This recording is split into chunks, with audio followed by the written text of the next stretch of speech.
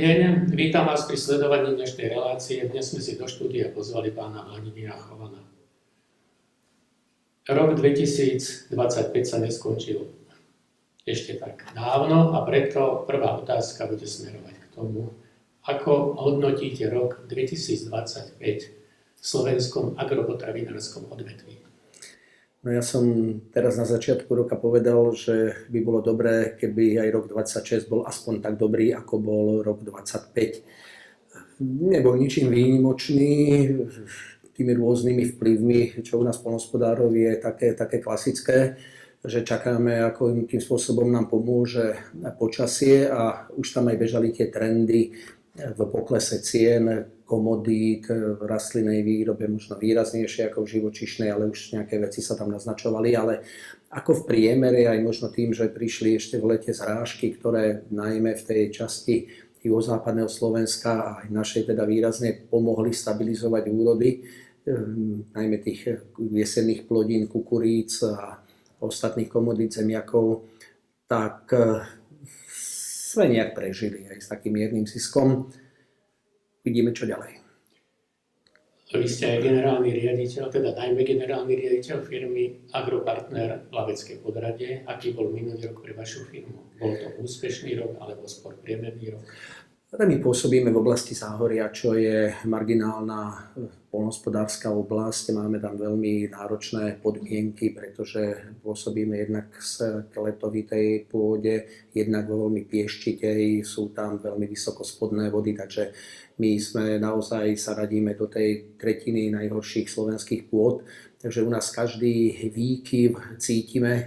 V roku 2024 sme mali obrovské záplavy na Záhorí.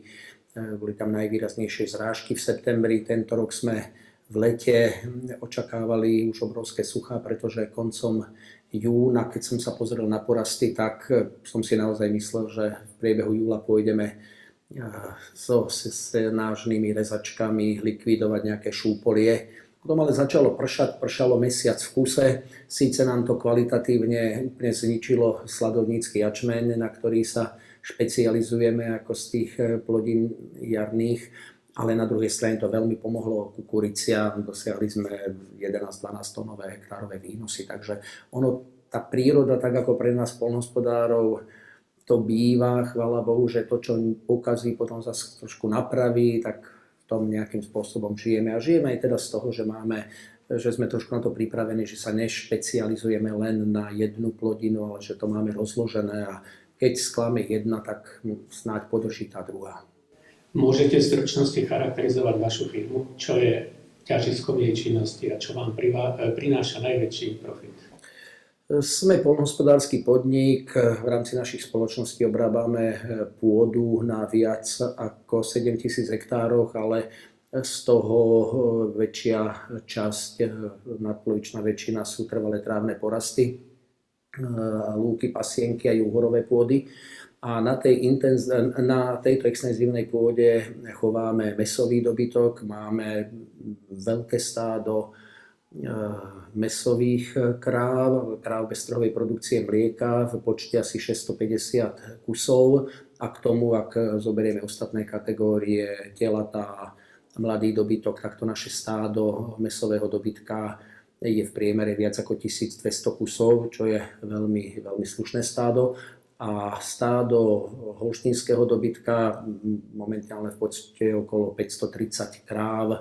Máme zase samostatné, hospodárime na farme Prievaly, tam naša spoločnosť jedna dcerska sa tomu venuje a je to dobytok, ktorý sa nám darí dosahovať veľmi slušné užitkovosti. Minulý rok rekord, ktorý sme dosiahli v mesiaci máj, teda počas slintačky a krývačky to bolo, ale dokázali sme od 524 kráv dojníc na farme dodať 19 700 litrov mlieka, čo už oscilovalo na úrovni 13 700 litrov na dojnicu, každú jednu na farme, takže s tou úrovnou práce, úrovnou chovu sme veľmi spokojní. Ešte sa vrátim na chvíľu k tomu minulému roku, k tomu hodnoteniu, keď si to pozriete aj ten rok, ako v priereze ostatných rokov, 5, 10. Aký to bol rok? Ako znamenal nejaký pokus, alebo posun dopredu, alebo to bolo len prešlapovanie a udržiavanie nejakého status quo? No v rámci Slovenska, najmä tohoto chovu dojného dobytka, to bol veľmi atypický rok, pretože sa na Slovensku vyskytla slintačka krývačka. Čiže z tej živočíšnej výroby to určite nebol dobrý rok a tá unikátnosť by sa nemusela opakovať, to si už naozaj neželáme. Hoci tie signály, čo sa týka zdravotnej situácie aj v ostatných štátoch, alebo tie choroby, ktoré dnes sa hýbu naprieč Európou, sú pomerne vážne a treba sa s tým vážne zaoberať, treba k tomu rozumne pristupovať a pripravovať sa na to. A zase v tej rastlinnej výrobe, videli sme to už aj na takých tých stretnutiach, ktoré sme mali ako poľnohospodári, pretože prebiehali počas roka aj nejaké protesty v rámci Európskej únie a boli veľmi vážne. Mali sme aj my protesty na hraničných priechodoch, my konkrétne na záhorí Holič-Hodonín.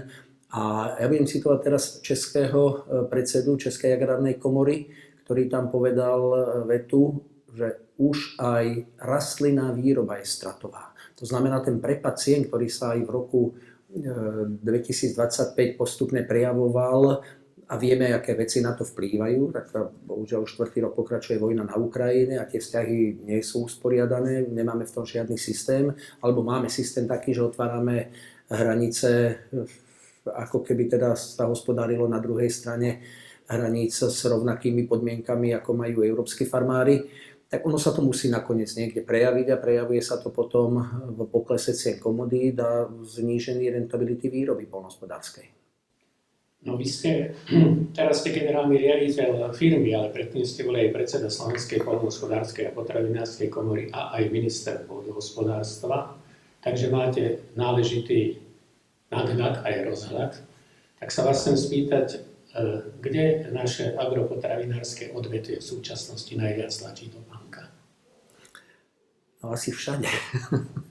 My sa bohužiaľ sme súčasťou Európskej únie už 20 rokov a mám taký pocit, že ani Európska únia nezvláda spoločnú poľnohospodársku politiku. Ako teraz v týchto dňoch práve máme na stole správu auditorov Európskej komisie, ktorí konštatujú, že pripravovaná reforma nie je dobre nastavená, že práve naopak oproti cieľom, aby sa zjednodušila, bude vyvolávať ďalšiu a ďalšiu komplikovanosť, že bude vytvárať nerovnaké podmienky pre poľnohospodárov v jednotlivých štátoch, keďže sa majú spolupodieľať aj národné štáty.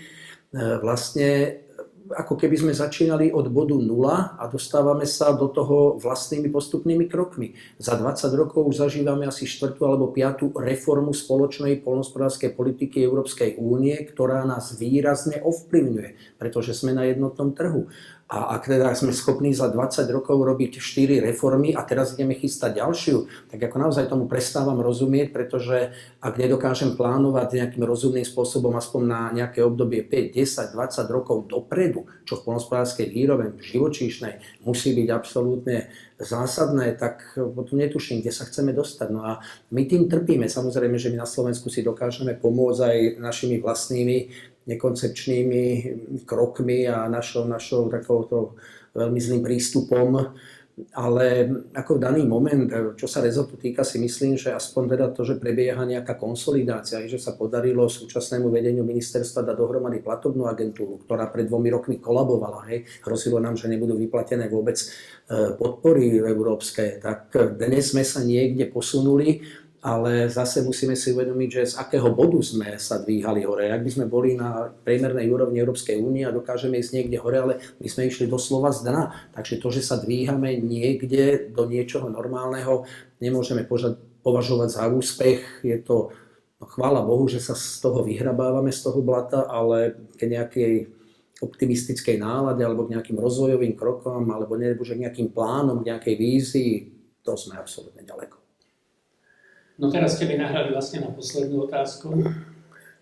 Odpoveď asi bude dosť teoretická, ale to uvidíme podľa odpovede. Ako vidíte osud slovenského poľnohospodárstva a potravinárstva? Podľa vás, kde bude o 10 rokov? Pri tom všetkom, čo sa dneska deje, čo sa deje s cenami mlieka, ktoré sa vás týkajú, čo sa deje s cukrom, s cukrovou repou. Čo je udalosť týchto dní? To ma napadlo ako prvé, že keď si kladieme túto otázku vlastne v týždni, kedy sa zatvára na Slovensku 50% cukrovarov, teda jeden z dvoch, to ešte aj za prvej republiky sme, keď sa hovorilo o tých lietadlách do druhej svetovej vojny, že či pôjde 1, 2 alebo 3, všetky 3, tak my teraz teda všetok jeden cukrovar nám zostáva. Bavíme sa v období, kedy výrazne klesá cena surového kravského mlieka, kedy sa hovorí o preplnených skladoch v Európskej únii a kedy na stole ešte žiadne nejaké riešenie alebo nejakú analýzu situácie nemáme. Máme len konštatovanie bruselskej kancelárie alebo komisie, že monitorujú situáciu. Tak ako mám obavy, bol by som nesmierne šťastný, keby sme o 10 rokov si mohli povedať, že zostalo zachované aspoň to, čo tu dnes máme, ale ja sa bojím, že to tak nebude, že o 10 rokov si budeme hovoriť, že sme pokračovali v tej trajektórii nejakého toho voľnejšieho pádu a že to miesto v tom našom nesystémovom prostredí budú nahrádzať iní hráči, iní dravci, ktorí budú mať za chrbtom možno nejaký silný kapitál.